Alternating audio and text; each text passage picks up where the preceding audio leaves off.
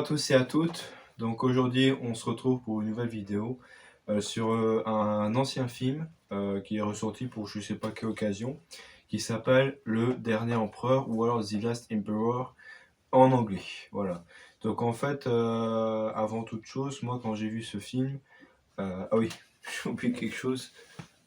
Ah, je coupais un peu mon réveil parce qu'il y avait l'heure dessus. Des fois, je regarde et je stresse un peu quand je vois l'heure qui est. Bon, on s'en fout. Voilà, donc du coup c'est le film sur la Chine. Alors avant toute chose, je connaissais déjà ce film.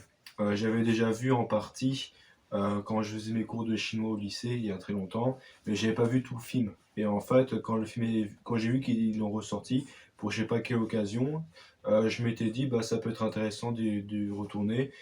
Et j'ai vraiment bien aimé parce que le film était vraiment très beau et très touchant.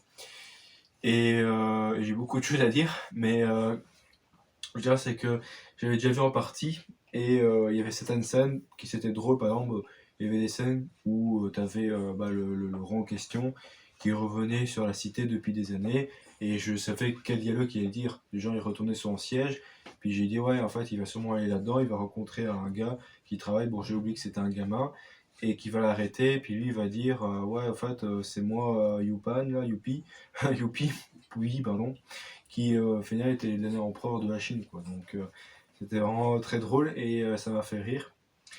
Donc voilà, sans que ça c'était juste pour quelques symboles comme ceci. Et je m'étais dit pourquoi pas le revoir parce que j'avais vraiment bien aimé. Puis en plus ça raconte la Chine impériale dans la dynastie Ying, je crois. Ou ouais, c'est ça, Ying. Et du coup j'ai beaucoup aimé. Et moi ce que je pensais au début c'était un film asiatique. C'était que des asiatiques. Et enfin non, c'est un film italien. Béco-français-italien apparemment. Et en fait, ça se passe après-guerre, donc c'était quand même intéressant. Et c'était intéressant que c'était un Italien qui a fait cette musique. Mm. Et un Japonais qui a fait cette musique parce que c'est Matsumoto. Il est connu pour avoir fait un Furio, par exemple Merry Christmas, Mr. Lawrence, par exemple. Ça, c'était un très beau titre. Mais ce titre-là aussi, cette musique, j'ai fait zapper parce que moi, d'habitude, je fais toujours mes stories et je mets toujours le titre de la musique et j'avais pas vraiment fait attention. Puis quand j'ai entendu plusieurs fois dans le film, ça m'a bouleversé quoi. Mais je vais raconter ça plus tard dans le film. Bref, donc moi c'était un beau film que j'ai regardé. J'ai vraiment pleuré beaucoup, comme Pom Pom Poco, moi j'ai vraiment extrêmement pleuré. Mais encore maintenant j'ai dû me remettre parce que c'était plus fort. Et c'était encore plus touchant que Pom Poco parce que j'ai encore la musique en tête et ça. Parce que Pom Poco il n'y avait pas vraiment de musique qui était vraiment frappante parce qu'il y a toujours d'autres musiques. Et puis c'était des musiques un peu plus enjoyantes. Ouais. Alors que ici, c'est différent, c'est plus théâtralisé. Quoi. Bref, donc avant toute chose, je vais résumer le film. Donc en fait, l'histoire raconte le dernier empereur. Donc c'était quand la douanière décède, elle délègue son successeur à un enfant qui, lui, en fait, est le fils d'un prince, tout ça, qui est un fils légitime. Donc c'est lui qui succède au trône. Sauf qu'en fait, il ne succède pas au trône de la Chine, mais de la cité interdite. Enfin, au début, il est encore roi de la Chine, mais comme dans les années 1900, petit à petit, la Chine devient un peu une république, et donc en fait, il est plus roi de la cité interdite. Et du coup, suite à cela, comme il est petit, il y a quoi, 3 ans, du coup, il va grandir là-dedans, et en fait, il va essayer de se confronter à cette fausse liberté de voir que son pays à lui est dirigé par une autre personne, un président, et que lui, il fait rien. Et après, plus tard, comment dire, entre quiproquo, etc., et entre malhonnêteté entre les Japonais et les Chinois, il devra faire en sorte de survivre à ce monde où il était beaucoup enfermé, réfugié dans un faux refuge. Et là, dès qu'il va essayer de s'en ressortir, il va être confronté au monde occidental avec les Japonais. Et justement, comme au début du film, on le voit carrément en prison pour crime de guerre. Voilà. Et du coup, on suit un peu cette période-là, puisqu'en fait, on suit lui en prison actuelle et on suit un peu le passé. Donc, on change vraiment de passage entre le passé, le présent et un peu le futur aussi, parce qu'il y a une petite voix off qui raconte ce qui s'est passé à la fin, mais c'est juste 2 mots, quoi. Et après, voilà, donc il va essayer de survivre dans ces souvenirs-là, en prison, ça, parce que pendant 2-3 tiers du film, il est énormément en prison, donc voilà, c'est un peu triste. Et même moi, avec le recul, je me demandais comment il a pu ressortir de prison, parce qu'au final, il était en prison, puis il était pas en prison. Et moi, quand j'ai vu en partie ce film, je me rappelle plus trop de comment ça s'est déroulé. Puis au final, maintenant, je me rappelle de tout ce que c'était, et j'étais vraiment très triste, parce que c'est vraiment un très beau film. Et là, maintenant, je vais parler un peu de ce que j'ai pensé. Alors, première chose que j'ai à dire, c'est sur la musique. En fait, au début, quand il y avait la musique du film qui se lançait, je trouvais ça, c'était mignon, c'était adorable. Et il y avait des scènes que je me rappelais quand même. Et dès qu'ils sont revenus avec la musique un peu changée, j'avais des larmes au corps. Et puis vers la fin, quand il y avait des scènes où il retrouve son frère, ou par exemple le roi, finalement, il réussit à s'échapper de la prison, où il voit que son pays, alors qu'il est présent à la Mandchourie, hein, roi, bah non, majesté, voilà, et qu'il voit qu'il est pris par le contrôle par de Mao Zedong, etc. Et qu'ils se sont un peu mis de côté, et qu'après à la fin, ben, il retrouve la cité impériale, et qu'après il délègue un secret qu'il avait, un boîte avec un criquet qui est toujours vivant. Donc je pense que c'est plus pour la symbole. Et après qu'il part, et qu'à la fin on voit qu'il y a un troupe de Chinois qui disent voilà, donc là c'est le roi où a été hébergé par, enfin, a été séjourné par l'ancien roi, etc. Le dernier empereur Yupi, quoi. Puyi, maintenant. Et c'était très triste, parce que quand ça arrivait à la fin et que tu voyais les sièges et que tu avais le crédit qui montait jusqu'en haut, bah, tu avais la musique qui se jouait, et c'est vraiment à la fin j'ai craqué, parce que c'était trop triste, et j'avais vraiment les larmes aux yeux, et je ne savais plus quoi dire, parce que c'était trop bouleversant. Au moins, à ce moment, il y avait des gens dans la salle, donc j'avais du mal un peu à me contrôler, mais j'ai dû aller me cacher dans les toilettes et pleurer à mort, parce que je pouvais pas, parce que c'était trop. En fait, je sais pas comment expliquer cette musique du film, c'est trop puissant. Et c'est tellement puissant que ça me prend vraiment le cœur. Et je sais pas, pourtant il n'y a pas eu de mort. Le mec il est pas mort, enfin oui il est mort, mais il est décédé d'un cancer. Mais je veux dire, c'est que bah, c'est juste un homme normal qui a été malheureusement mal encadré, et qui avait plus de repères pour vivre, quoi. C'est un peu comme. Euh, je sais plus, machin, pas de famille, Hugo sans famille, je crois. Je sais plus quand c'était cet animé. Rémi, voilà, Rémi sans famille. Où petit à petit, il perd ses repères. Ou alors comme Nello et les petits chiens. Ou pareil, petit à petit, il perd ses repères. Et moi, ce que je te vois très triste, c'est que le gamin, il était né dans une cité où il voit sa mère mourir. Enfin, peut-être sa grand-mère, je pense, mourir. Il a été arraché de force par sa mère, parce que justement, il devait être roi. Il devient roi, il voit plus sa mère depuis 17 ans. Il revoit sa mère, bon, il reconnaît plus, mais il est content. Il y a son frère qui est là. Entre-temps, il avait une nourrice qui était devenue un symbole comment dire, pour alléger la mère. Finalement, il a dû partir. Et c'est scène-là qui m'a un peu brisé le cœur, parce que pour un film-là, il m'a beaucoup de films où fois, ils ont vraiment brisé mon cœur. C'est quand tu avais un nourrice qui part sans pouvoir dire au revoir à son gamin qu'il a élevé, et que le gamin essaie de courir, et qui dit à Armo, Armo, quoi. Et finalement, on la revoit plus. Puis plus tard, il apprend que sa mère était décédée par l'opium, et donc, du coup, il veut essayer de sortir, parce qu'en plus, il y a un récepteur qui lui donne cours, etc., qui s'appelle Johnston, qui est un très très gars très sympa d'ailleurs, qui lui apprend un peu la vie, etc. Il essaie de sortir, et on voit que les portes se ferment parce qu'il ne veut pas sortir, et donc du coup, il est en mode ouvrez les portes, ouvrez les portes. Bon, après, il écrase sa souris qu'il avait en lui. Et bah, plus tard, quand il sort de prison, enfin, pas qu'il soit en prison, avant, quand il veut redevenir empereur, parce qu'il voulait empereur 3 fois, quoi, et qu'il voulait devenir empereur avant qu'il est en prison, dans les années 1930, dans la Mandchourie, qui est pris par les Japonais, et ben pareil, quand il signe un papier, qu'au final il était plus convoité par les Japonais, et qu'à la fin, pareil, il voit sa femme, là, qui a eu un enfant, parce qu'en fait, sa femme a eu un enfant par un autre, parce que entre temps sa femme s'est mise à l'opium, et le mec il veut plus faire l'amour avec sa femme, parce que justement, bah, comme sa mère est morte par l'opium, bah, il a peur qu'elle aussi, donc du coup, il veut plus faire l'amour. Et du coup, sa femme était obligée de faire un enfant par un mec, pour que le roi puisse succéder, que la dynastie de Puyi succède. Malheureusement, bah, les Japonais ont fait en sorte que bah, il décède. Ils ont fait croire au roi justement qu'il est mort-né, alors que le bébé était bien vivant, mais ils l'ont juste bousillé. Et après, ils ont drogué la meuf, quoi. Et puis bien plus tard, quand la meuf revient, elle était vraiment était vraiment assombri comme ça. Et du coup, il reconnaît plus trop le roi et il a à partir.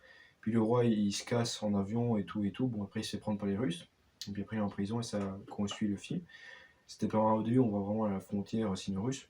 Et bah, pour revenir à cela, ce qui m'a vraiment marqué, c'est qu'au début, quand tu vois que le gamin il voulait sortir voir la ville autour, en dehors de la cité interdite, mais qu'on a empêché, qui disait ouvrez les portes, et ben cette même scène-là, 2 heures après dans le film, on retrouve quand ils ont fait croire qu'il est mort-né et que sa femme est dû partir en voiture et que lui il a dû courir et qu'il n'a pas su dire au revoir à sa femme et qu'après son femme les portes et lui il a été comme ça ouvrez les portes et ça faisait écho au début du film quoi et ça faisait écho quand il a dû voir partir sa nourrice et voilà donc et tout ça ça m'a un peu pensé la vie pour de vrai où t'as le mec là qui est Trident qui vit pendant toute sa vie dans un club med et après il voit tous ces gens qui a pris sympathisent qui part en voiture parce que c'est que pour quelques semaines et quand il va à Paris il découvre le monde et qu'après il voit des gens qui prennent le bus et qui partent il y a un peu ce traumatisme là où à chaque fois il dit non partez pas ah oui petit aparté moi je mets toujours mon téléphone sur mon truc circulaire qui fait des lumières et ben j'ai oublié de dire que ce genre de truc d'objets décoratifs en fait on le retrouve dans les films que j'ai vus dans Umami et dans le truc Kimabutsui où j'ai l'impression que c'est plus un objet qui est beaucoup utilisé par les jeunes, donc c'est drôle. Et même aussi, j'avais des filles dans la classe qui utilisaient ce genre d'objet pour faire des photos shoot, donc ça c'est marrant. Bref, pour revenir dans le film. Et voilà, et ce qui était triste, c'est que voilà, t'avais Pouilly là, qui avait perdu sa grand-mère devant lui, où il avait 3 ans, il comprenait pas.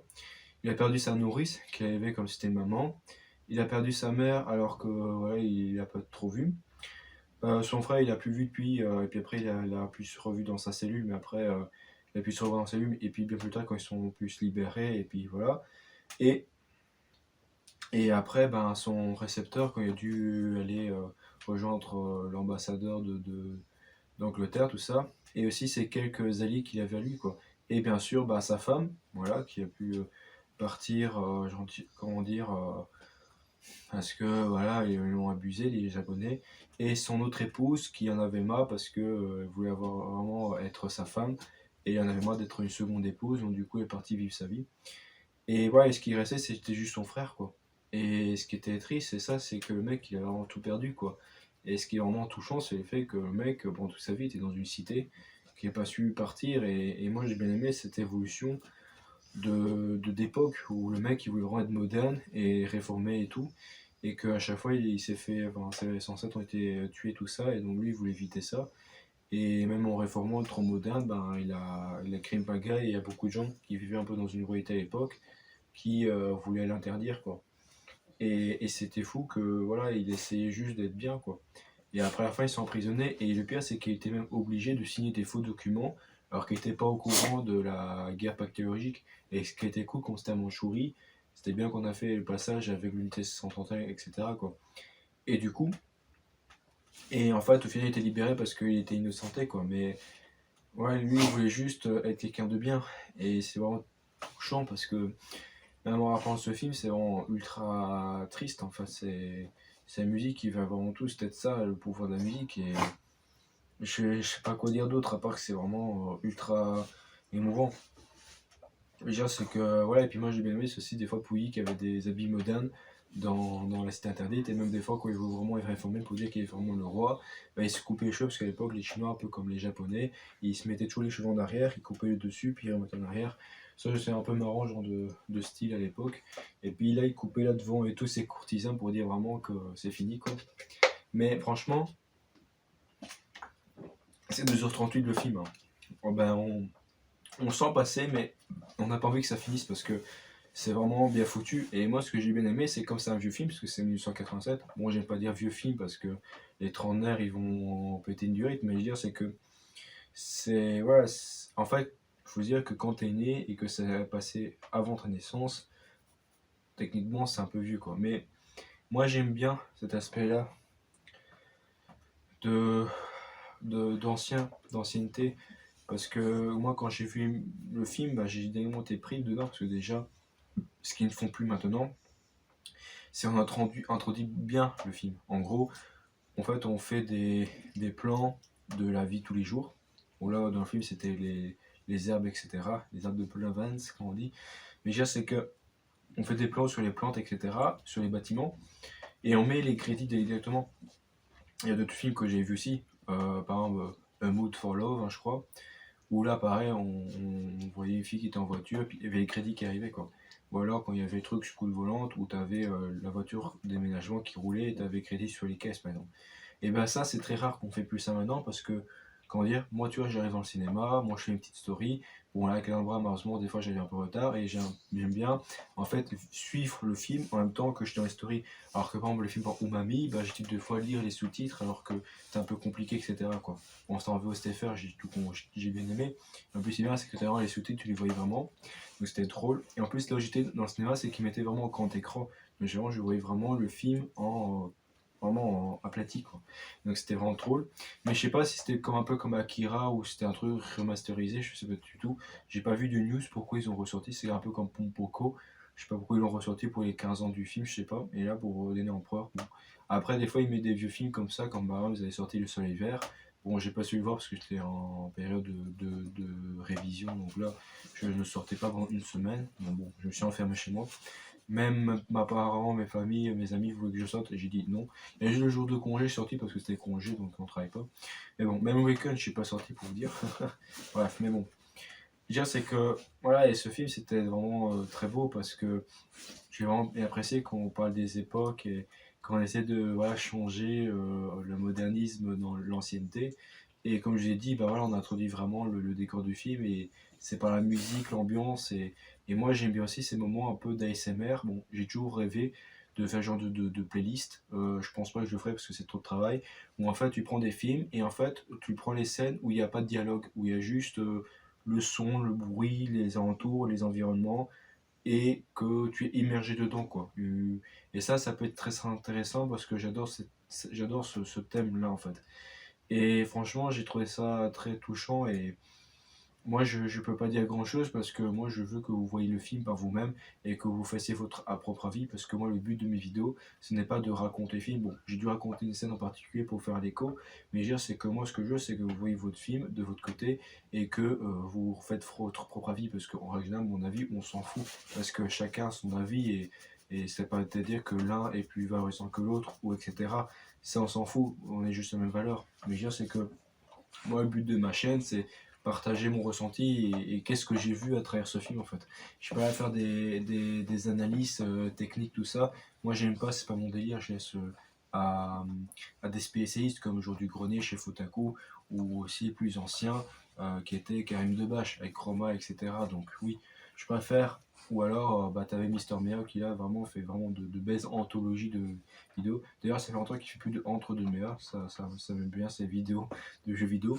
Voilà, ou alors bah, t'avais quelqu'un là, Durandal, ouais, qui est très bien aussi. Donc tous ces chaînes-là, je vous conseille. Mais voilà, et finalement, voilà, et quand je vois ça,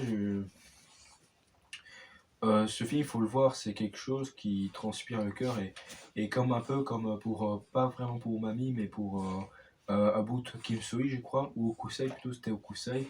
C'est le genre de film où t'es content d'aller au cinéma. En fait, il y a des films que quand il va, bah, tu comprends pourquoi tu aimes le cinéma et pourquoi tu as regardé ce film aussi.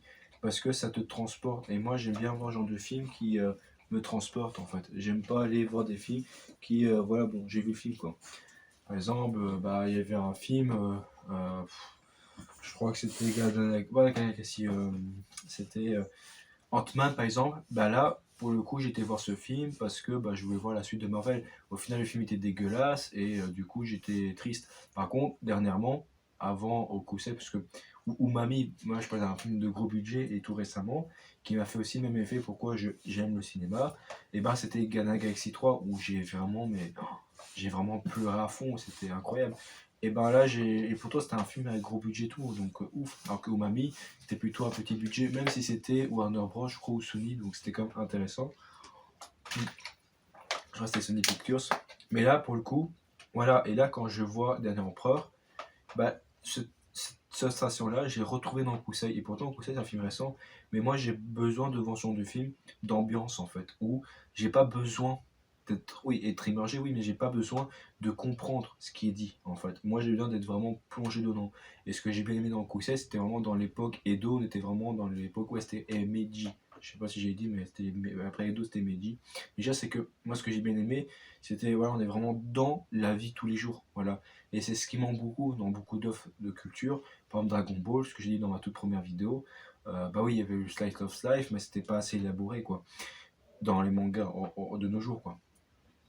On est plus dans l'action. Mais des fois, il faut un peu mettre le pinceau de côté et raconter une histoire, en fait, dans l'ambiance.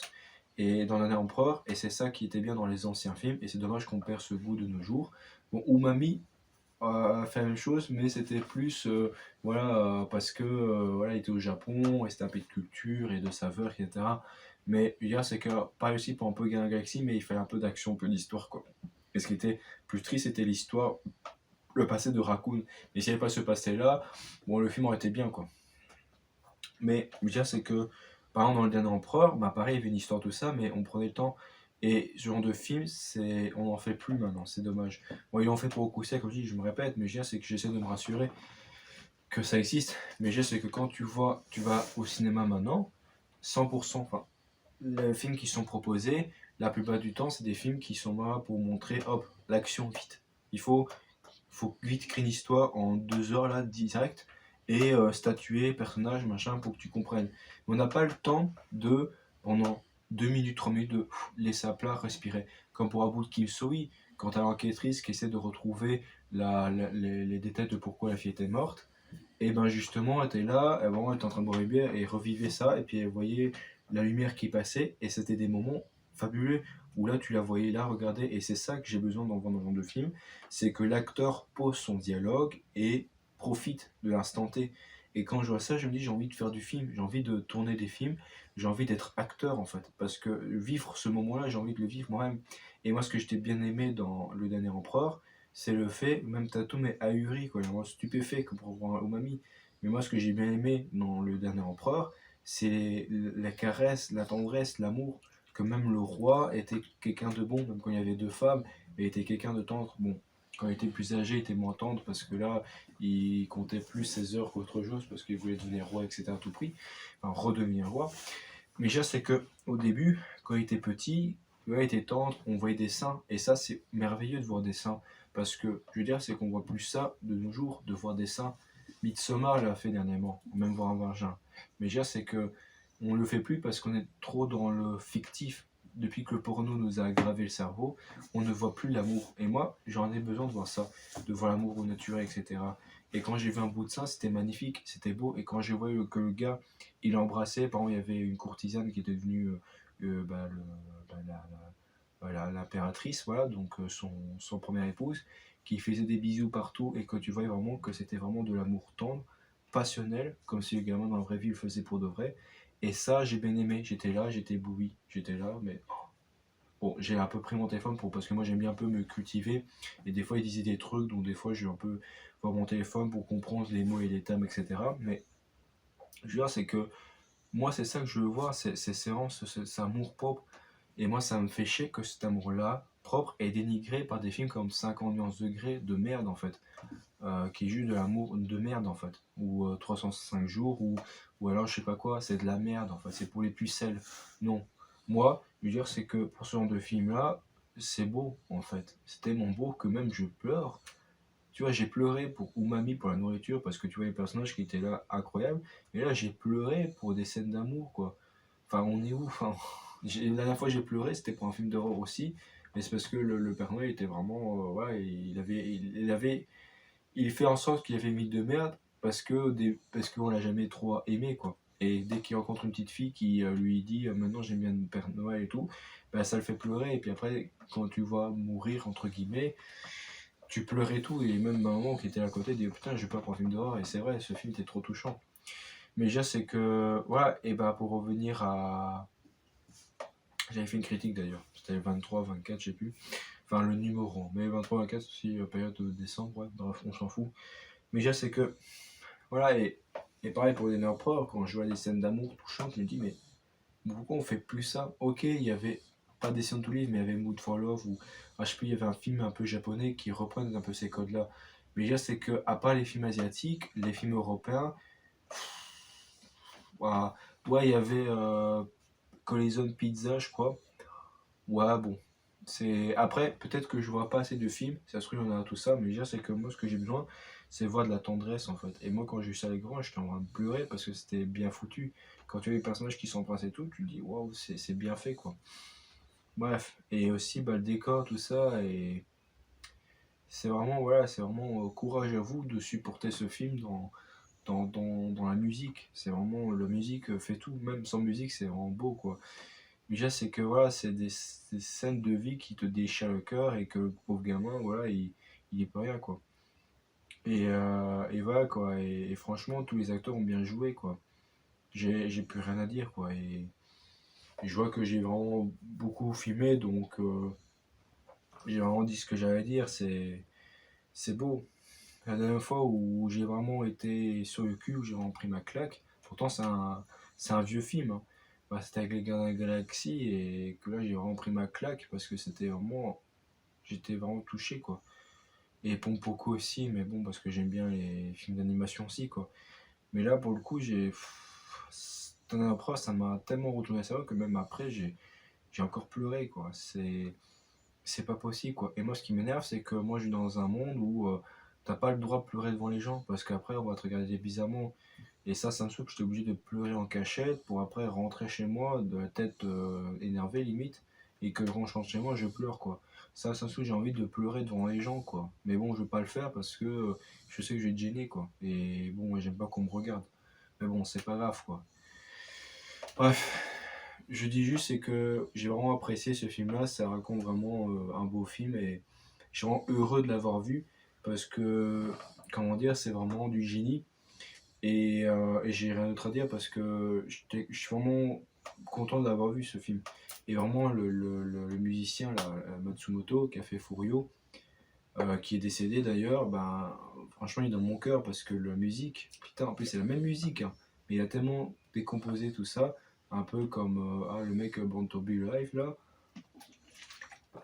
Pareil, et ben, justement, c'est très beau, c'est Patrick Hernandez, voilà. Et ben, c'est vraiment très touchant parce que, comment dire, enfin voilà. Après, peut-être que, comme j'ai évolué, mes goûts ont changé. Ça se trouve, ce que je disais au tout début de ma chaîne, et j'étais pas trop pour ça. Mais là, j'ai remarqué que maintenant, je suis plus dans la tendresse. Peut-être que j'étais comme ça un peu avant, mais là, c'était plus en profondeur, que j'étais plus voilà, dans la recherche de la quête d'amour. En fait, ce que j'ai besoin pour moi, c'est que ce que j'ai pas réussi à voir avec les filles dans la vraie vie, je retrouve dans les films, en fait. Et du coup, je me réfugie dedans, dans les films, et de me dire que voilà, l'amour que je n'ai pas reçu par les filles et par les femmes, enfin par les femmes, pardon, dans la vraie vie, en dehors de l'amour maternel, je veux le retrouver dans les films ou dans les fictions, quoi. Et c'est pour ça que moi, quand il y a des trucs à l'eau de rose, je la vois moi-même, mais je kiffe en fait et je pleure. Quand il y avait des films que j'avais vus comme c'était Aristote et moi je te fuis et je te fuis, je t'aime, ou je te fuis et moi je peux quoi, ben, j'avais beaucoup aimé parce que c'était ce cadre-là d'altérité ou entre amour et complaisance, etc., quoi. Bref, mais bon, j'ai fait le tour du film. Franchement, allez le voir, je vous le recommande chaudement, s'il vous plaît. Bref, donc merci de m'avoir écouté. J'espère que vous avez bien aimé ma vidéo. Si j'ai oublié des trucs, c'est pas grave. Je dis dans une autre vidéo, etc. Il y a des trucs comme j'ai fait pour mamie, je me suis repensé, j'ai dit là. Donc c'est important de voir toutes mes vidéos parce qu'au moins il y a un schéma, etc. Bon. Bref, donc voilà. Merci de m'avoir écouté. Je suis vraiment heureux d'avoir fait cette vidéo-là. Et je suis vraiment heureux aussi justement de faire des vidéos après chaque séance de film parce que moi je peux dire un peu charger ce que j'avais sur le cœur et je suis content de le faire en vidéo parce que on me voit moins naturel donc ça c'est cool. Bref, bon. Alors voilà, donc je dis voilà, au revoir. N'hésitez pas à liker, à partager, à vous abonner, à commenter, voir ce que vous en avez pensé de ce film, etc. Et sur ce, je vous dis à la prochaine et on se retrouve pour de prochaines vidéos. Merci de m'avoir écouté, au revoir, bye bye.